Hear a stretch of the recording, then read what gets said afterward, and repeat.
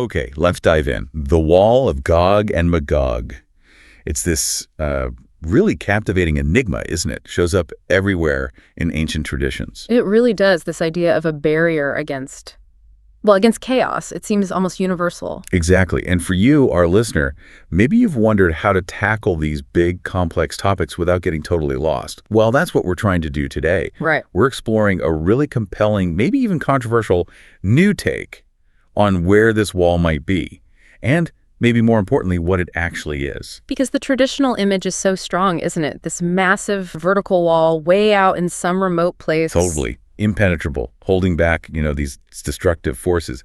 But this alternative view, a lot of it coming from Hira Ansari's research, it kind of flips that image. Completely turns it on its head. And what's fascinating is the approach. It's not just one thing. It combines Quranic verses, biblical stuff, even ancient instruments. Yes, looking at how these different threads might actually connect.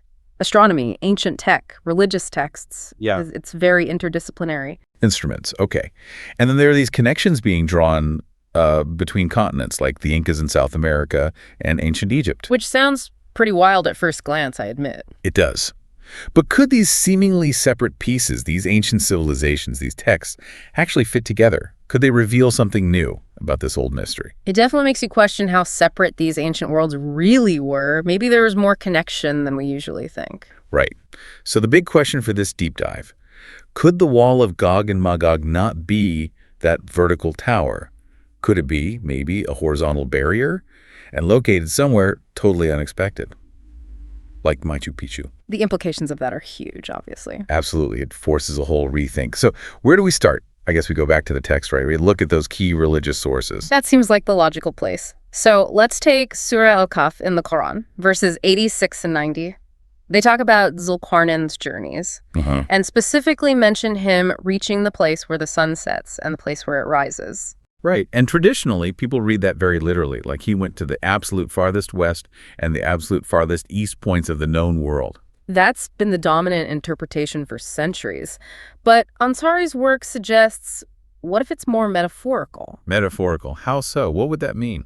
Well, maybe sunset and sunrise refer to the times of day, not geographical extremes. Oh, okay. So if you take that view, the focus shifts. It's less about a physical journey to the ends of the earth and more about perhaps light and darkness symbolism. Or, as Ansari argues, maybe it points towards specific sun-related instruments used by ancient cultures. Okay, so if Dhul-Qarnayn wasn't literally trekking to the edges of the map, what are these verses describing then in this interpretation? What's the code here? The proposal is that these verses might subtly reference three main types of instruments, tools used by ancient sun-worshipping cultures. Okay. Sun instruments, like what specifically? So the first one is often called a sun mirror or sometimes a black water mirror. A mirror. Yeah, imagine like a polished surface, maybe obsidian, or even held over still water. Something designed to capture the reflection of the setting sun. Okay, I can picture that. How does that connect back to the Quran? There's that bit about the sun setting in a spring of murky water, right? Exactly. Ansari suggests the murky water might not be literal water at all. It could be a metaphorical description of the mirror's surface. The reflection of the sun setting in that dark reflective surface. It would look like it was sinking into dark water. So it's describing an observation, a ritual, using a tool, not a place on a map. That's a very different reading. It is, and it suggests these cultures had established practices, maybe even shared knowledge about observing celestial events. A sunset captured in a dark mirror. Okay, interesting. What's the second instrument? The second one is the sun gate, likely an architectural structure like a gateway or standing stones, deliberately aligned to frame the rising sun. Right, like we see at other ancient sites. Stonehenge, places like that, built to catch the light on specific days. Precisely. And the Quran mentions people who had no covering protection against the sun. Okay. Ansari suggests this could describe people who deliberately face the sunrise, maybe through such a gate, as part of their rituals, directly exposed to the first light. Okay, so a mirror for sunset, a gate for sunrise. Makes sense. And the third? The third is the sundial. A much more practical device, really, for telling time using the sun's shadow. Which needs clear sunlight, obviously. Right, and Ansari speculates that maybe Dhul-Qarnayn built one, or introduced the concept, to show these sun worshippers a practical use for the sun, beyond just worship. Oh, interesting, like demonstrating its role in measuring time, in ordering daily life, shifting the perspective a bit. Exactly, from purely divine object to something integrated into the natural world and daily rhythms. Okay, so we've gone from literal ends of the earth to symbolic times of day linked to these possible instruments. This interpretive shift starts pointing us away from the usual settings.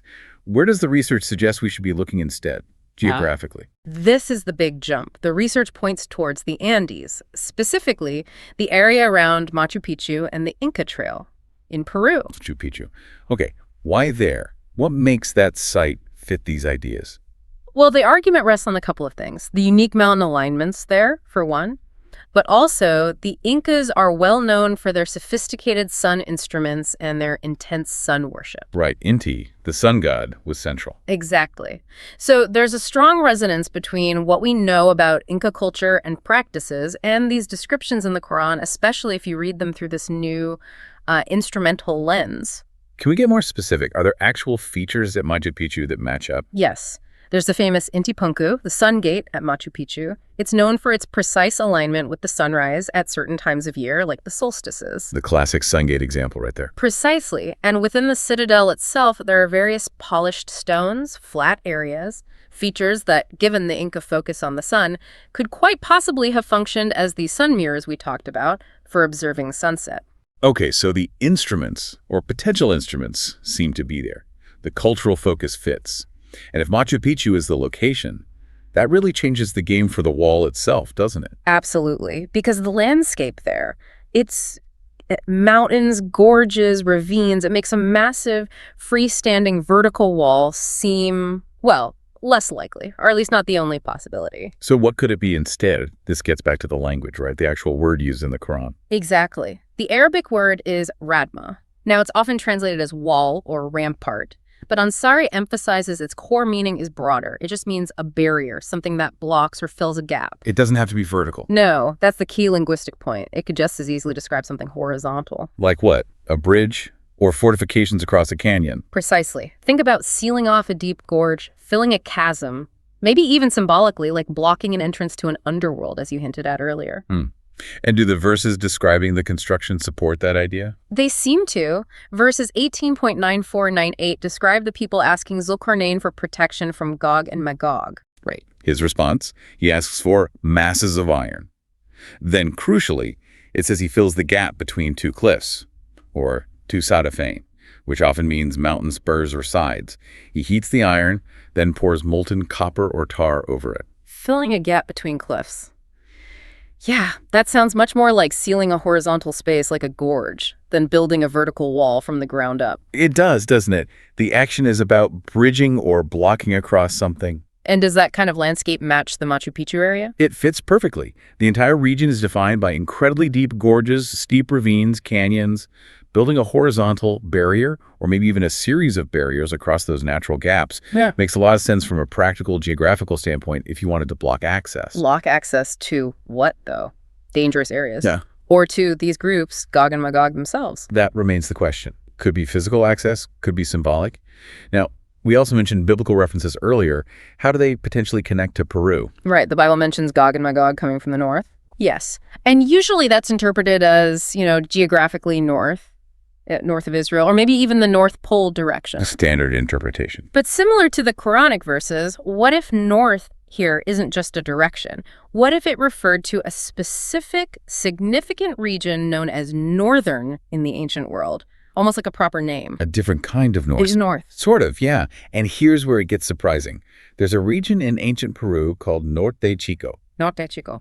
Little north. Exactly. Its name literally means little north or near the north in Spanish, which strongly suggests that region had a recognized northern identity, at least to some ancient peoples or later explorers. Wow. Okay, that's a direct linguistic link, potentially. Yeah. What else from the Bible? There's also a reference to Child Mountains of the North. Child Mountains, what could that mean? Well, geologically speaking, the peaks around Machu Picchu are part of the Andes, but they could be seen as relatively younger formations, Child Mountains, compared to the vast ancient bulk of the main Andean chain. Huh.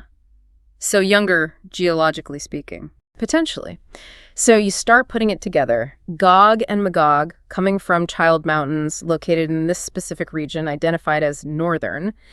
It starts pointing quite strongly towards Peru, doesn't it? It does build a geographical case. Now, Norte Chico itself, you said it's ancient.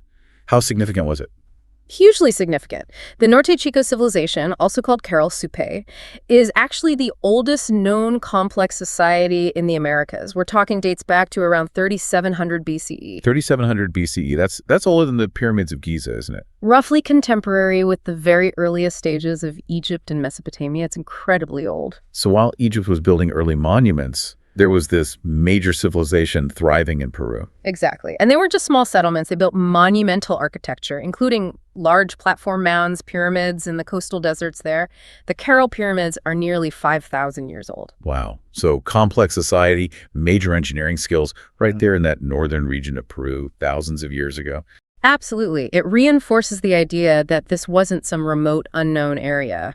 It was a significant center in the ancient world, making it a plausible candidate for these ancient narratives. Okay, the pieces are starting to form a picture, but you also mentioned Egyptian symbols, potentially linking to Machu Picchu. How does that connection work? That seems like the most radical part. It is pretty radical. Ansari's proposal is that Egyptian art, artifacts, maybe even hieroglyphs, weren't just symbolic or historical. They might contain coded geographical information. Like hidden maps. Essentially, yes. The idea is that sacred imagery could have had a secondary practical function, transmitting vital knowledge, perhaps directions to important sites like Machu Picchu across time and space. Okay, that's a big claim. Is there a specific example? One key example focuses on Deb and Nut, the Egyptian earth and sky deities. Right, often shown with Nut arched over Geb. Exactly. The theory interprets that depiction not just mythologically, but potentially as a concealed map, pointing towards two specific mountains where, according to some myths, one of Horus's eyes was hidden or imprisoned. Horus's eye. Which brings us to the Eye of Horus symbol itself, the Wajid eye. Precisely. Because the Eye of Horus isn't just a picture, it's also known to represent a mathematical system. It's divided into 6 parts, each representing a fraction. 12, 14, 18, 116, 132, and 164. Okay, a mathematical symbol, so how does that become a map? Well, Ansari's research involved literally overlaying this fractional symbol onto satellite imagery of the Machu Picchu geographical area, treating it like a grid or template. And things line up. The results are pretty striking. So far, 3 parts of the eye seem to align very closely with key known locations at Machu Picchu. Okay, lay it out for us. Which parts align where? All right.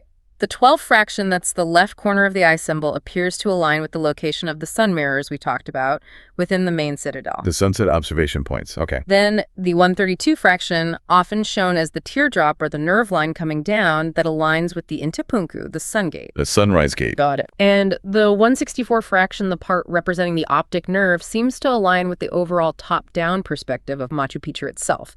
The kind of view you might see in that Geb and Nut depiction, looking down from above. Those are very specific alignments with functionally significant spots. Sun mirror location, sun gate location, overall view. It's hard to dismiss as pure coincidence. It really does suggest the Egyptians might have known about Machu Picchu in surprising detail. And had a system, the Eye of Horus, to encode that knowledge. Wow. Okay, so if 3 parts align with known spots, what about the other 3 fractions, the 14, 18, and 116? That's where it becomes potentially predictive. Ansari suggests these remaining fractions could point to areas where discoveries are yet to be made. Like an actual treasure map? Kind of, yeah. The 14 fraction, the pupil of the eye, is hypothesized to correspond to the location of the actual barrier, the Radma, the horizontal wall or structure itself. So finding what geographical feature aligns with the pupil could lead to the wall. That's the idea. Then, the 18 fraction, the eyebrow part, might mark the original location of a nearby mountain called Putucusi. There's some geological suggestion it might have moved. Moved, like a landslide or something. Possibly, yeah, a geological displacement. And finding its original spot might be important for understanding the full barrier system. Okay, and the last one. The 1/16 fraction, the right corner of the eye, could offer more clues about Putucusi's movement or point to something else entirely. Plus, Ansari notes that the curved part of that 132 nerve line near the sun gate also needs closer investigation. It really is like trying to decipher an ancient map hidden in plain sight within this famous symbol. Okay, let's shift back to the prophecy aspect. Gog and Magog are supposed to be released eventually. How does this whole theory handle that?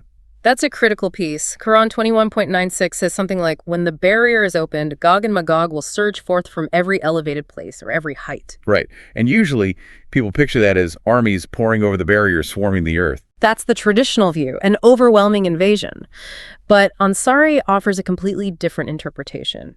Global volcanic eruptions. Volcanoes. How do volcanoes fit surging from every elevated place? That seems like a bit of a leap. Well, think about it. What are volcanoes? They're mountains. They are literally elevated places. Okay, fair point. So the idea shifts again. Maybe Gog and Magog aren't literal armies of people trapped behind a wall. Maybe they represent destructive forces, geological forces perhaps, contained within the earth. So the release isn't armies breaking out, but forces erupting. Exactly. Widespread volcanic activity eruptions happening on mountains, on these elevated places all over the world could be the release. These powerful, destructive forces bursting out globally. So natural disasters is the fulfillment of prophecy. That's quite a thought. Does the biblical child mountains idea fit with volcanoes? It could, potentially. Geologically, volcanoes are often relatively young features. They're actively forming, growing. So child mountains could be a symbolic way to describe active volcanic peaks. Ah, interesting. So Gog and Magog from child mountains in the northern region could mean destructive volcanic forces emerging from geologically young, active mountains in places like the Andes, the ancient north. It connects the dots in a different way.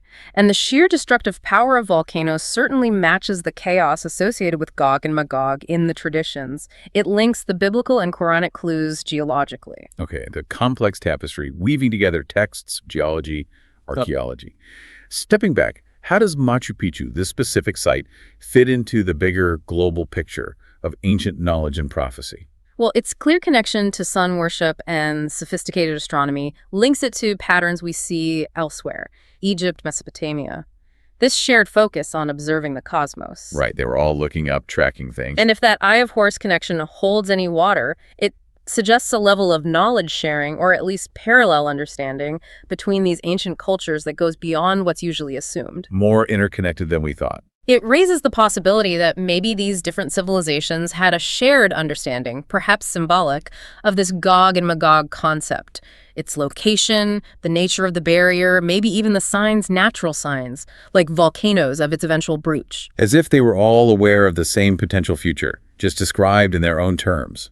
Wow, it really underlines the potential depth of ancient global connections. It really does. So just to recap the core ideas for you, our listener. Yeah, let's pull the main threads together. First, challenge the image of a huge vertical wall. The evidence, linguistic, geographical, points more towards a horizontal barrier or series of barriers, and the research strongly suggests Machu Picchu as a potential location. Okay. Horizontal barrier, potentially at Machu Picchu. Second, this location might be linked to ancient Egyptian knowledge, possibly encoded in symbols like the Eye of Horus, which shows remarkable alignments with the site. Suggesting ancient long-distance knowledge. Right. And third, the eventual release of Gog and Magog might be interpreted not as an invasion, but through the lens of global geological events, specifically volcanic eruptions from mountains, these elevated places worldwide. A completely different way to read the prophecy. It's a fascinating mix, isn't it? Religious texts, archaeology, symbols, geology, all coming together to offer this radically alternative perspective. It really encourages us to look beyond the surface, beyond the literal readings, and see these potential hidden layers of meaning and connection. Definitely. So a final thought for you, the listener, as you mull all this over. What other ancient stories, what other long-held beliefs might deserve this kind of fresh, interdisciplinary look? Could there be more knowledge hidden away, waiting for us to connect the dots between different fields? It might just challenge our whole understanding of the past, and maybe even give us glimpses of the future. Food for thought. Thanks for joining us on this deep dive.